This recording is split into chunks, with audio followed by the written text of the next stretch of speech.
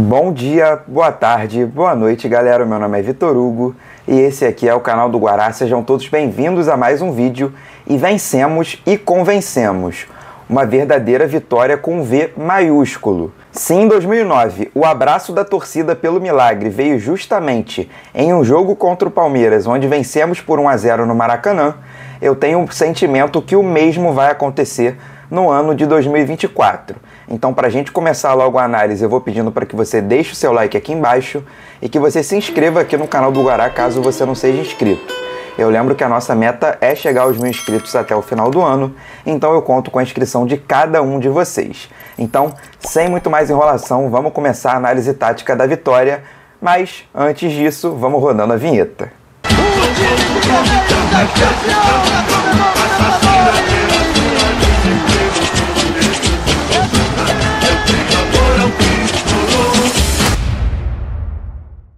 O Mano Menezes entrou em campo com 4-3-3, e assim que eu bati o olho, eu não curti muito a escalação. Mas definitivamente, desde o primeiro minuto do jogo, o time mostrou que eu estava completamente errado. E logo nos 4 primeiros minutos de partida, a dobradinha Germancano e Marquinhos já tinha criado 2 oportunidades de gol, em cima do lado esquerdo da defesa do Porco, formada pelo Vanderlan e pelo garoto Vitor Reis. E logo, essa falha foi observada pela comissão técnica do Abel Ferreira e foi corrigida, com a ida do zagueiro Gustavo Gomes para o setor, para parar essas bolas nas costas dos zagueiros que estavam acontecendo e geraram 2 oportunidades de gol logo nos primeiros minutos do jogo. A marcação-pressão do Fluminense sufocava o time do Palmeiras no seu campo de defesa e estava muito bem encaixada, fazendo com que o tricolor sofresse muito pouco perigo dos paulistas. Aos 15 minutos, o jogo dá uma esfriada, e a partir daí até o final do primeiro tempo é um jogo de poucas oportunidades, mas ainda assim um jogo que não saiu das mãos do tricolor.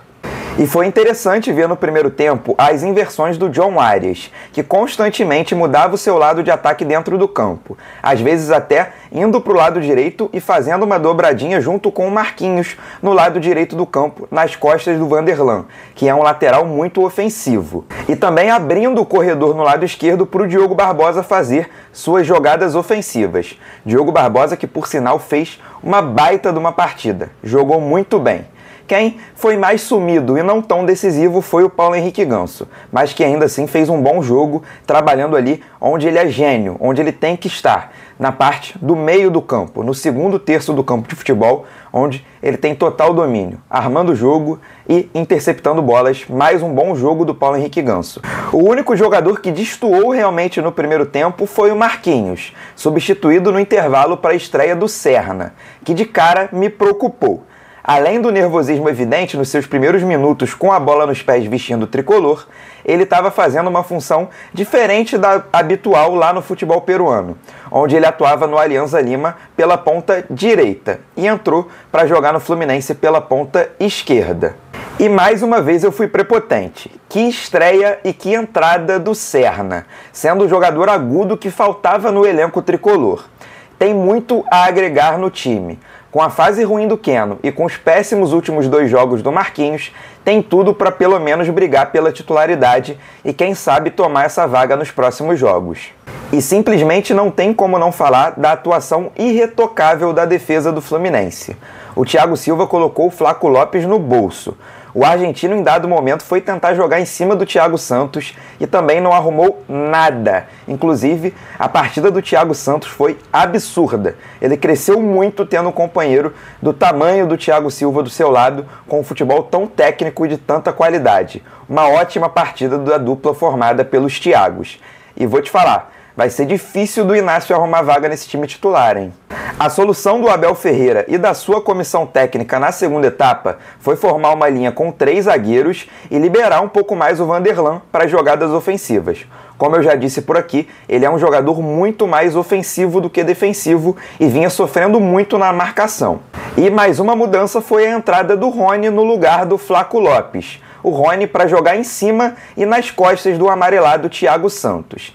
E ainda assim, o Thiago Santos ganhou todas em cima do Rony, todas mesmo. O Rony Rústico também não arrumou nada contra o Thiago Santos, fez uma baita de uma partida e fez um segundo tempo absurdo, mesmo estando com um cartão amarelo nas costas. A consistência defensiva foi tão grande que o Fábio só fez uma defesa durante todos os 90 minutos. O Fábio saiu com o uniforme cheirosinho para o vestiário. E mais uma partida em que o Fluminense tem mais chances claras, já que não cedeu nenhuma chance clara ao Palmeiras dentro do jogo. E mais uma vez teve mais que o dobro de gols esperados do que o seu adversário. Foi, sem dúvidas, a melhor atuação do ano de 2024. E agora, voltando para o segundo tempo, pela primeira vez com o Mano Menezes, tivemos o Marcelo à disposição dentro de campo. E jogando como meia no lugar do Ganso.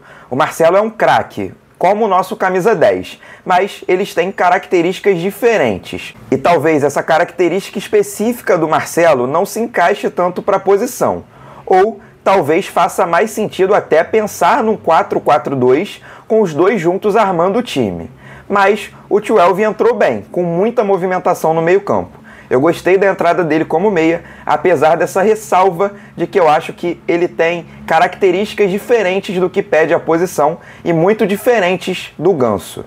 E outra boa entrada foi a do Cauã Elias, muito mais participativo que o Germancano e precisa ser titular, por mais que ainda seja um garoto e nós precisamos ter paciência, principalmente com os seus erros, como aquele de não ter tocado para o Marcelo no final do jogo.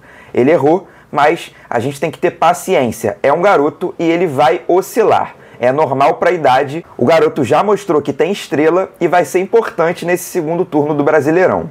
E graças ao Arias não fez falta alguma. Em uma jogadaça do Serna pelo lado esquerdo do campo, onde ele carrega a bola desde o campo de defesa, o passe vai de um colombiano para o outro, e assim para o fundo das redes para explodir o Maracanã. Um prêmio à boa entrada do Serna, um prêmio às boas mudanças do Mano Menezes e um prêmio a um time que se recusou sair sem a vitória e sem os 3 pontos do gramado do Maracanã. Muita luta e muita entrega do Fluminense durante os 90 minutos foram recompensados. Eu quero pontuar mais uma entrada honesta do Nonato e elogiar o jogo do Martinelli, que finalmente fez uma boa partida sob o comando do Mano na noite da quarta-feira. Ele mostra que aos poucos vem assimilando o novo modelo do Mano Menezes. E por fim, parabéns às torcidas organizadas e a cada um dos mais de 50 mil tricolores que estiveram no Maracanã. Foi uma noite mágica, digna das noites de Copa do ano passado. E a simbiose campo e arquibancada finalmente voltou. Foi definitivamente um jogo para dar esperanças para a torcida, porque o Fluminense não só competiu contra o bicampeão brasileiro nos últimos 2 anos, ele engoliu. E esse é o caminho que nós precisamos para escapar da zona do rebaixamento, para escapar de uma possível Série B. Com as 2 vitórias nas últimas 2 rodadas, nós finalmente entramos na briga contra o rebaixamento. O cenário que com 11 pontos ou menos em 17 jogos, todos os times foram rebaixados e só um não foi lanterna no Campeonato Brasileiro, ficou para trás. O cenário agora é que com 14 pontos em 18 jogos, nós tivemos 7 times e 2 deles conseguiram escapar da Série B no ano seguinte. Ou melhor, não é hora de oba-oba, não tem nada resolvido e o foco precisa continuar sendo o Brasileirão e a nossa manutenção na Série A. Os números mostram que ainda não é fácil e nós não podemos cair em nenhuma armadilha quanto a isso. É foco no Campeonato Brasileiro e quando a gente sair da zona do rebaixamento, tiver mais pontos, aí sim, olha para a Copa do Brasil e vê se a gente ainda vai estar na competição, olha para a Libertadores e vê se a gente ainda vai estar na competição. O momento agora é de foco total no Campeonato Brasileiro. E para a gente seguir atualizado quanto a essas contas, a tabela está aí na tela. Foi uma rodada perfeita para o tricolor. Todos os últimos 8 times na tabela do Brasileirão tropeçaram, e o Flusão foi o único a vencer o seu jogo. Apesar do péssimo saldo, nós já estamos a 3 pontos do Cuiabá, que hoje é o porteiro da zona, e nós começamos a vislumbrar nas próximas rodadas uma possível saída do Z4. Esse tem que ser o foco do Fluminense. E é com todo esse cenário positivo que eu vou ficando por aqui, agradecendo a cada um de vocês mais uma vez pela audiência e, claro, pela companhia. E te lembrando que caso você não tenha deixado o like lá no começo do vídeo, esse é o momento perfeito para apertar no botão de gostei. E claro, se você não for inscrito aqui no canal do Guará, por favor, considere se inscrever.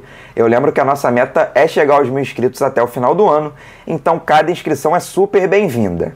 E caso você já seja inscrito aqui no canal do Guará e queira me ajudar de alguma outra forma, me ajude compartilhando esse vídeo.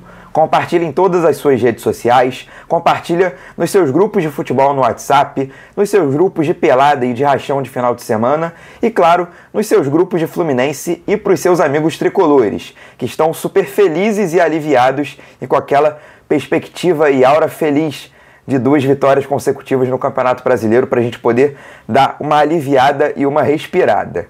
E, obviamente, o campo de comentários está sempre aberto para a gente trocar uma ideia. Então, manda aqui embaixo o que você achou do jogo contra o Palmeiras, se você gostou da atuação do Fluminense, quais pontos você acha que a gente tem que melhorar para enfrentar o Red Bull Bragantino. E hoje simplesmente tem uma dobradinha de vídeos no canal do Guará. Como o jogo contra o Bragantino vai acontecer às 11 da manhã, na noite de hoje sai o pré-jogo de Fluminense e Red Bull Bragantino lá em Bragança Paulista. E claro, vocês não perdem por esperar. Um abraço a todos e até mais tarde.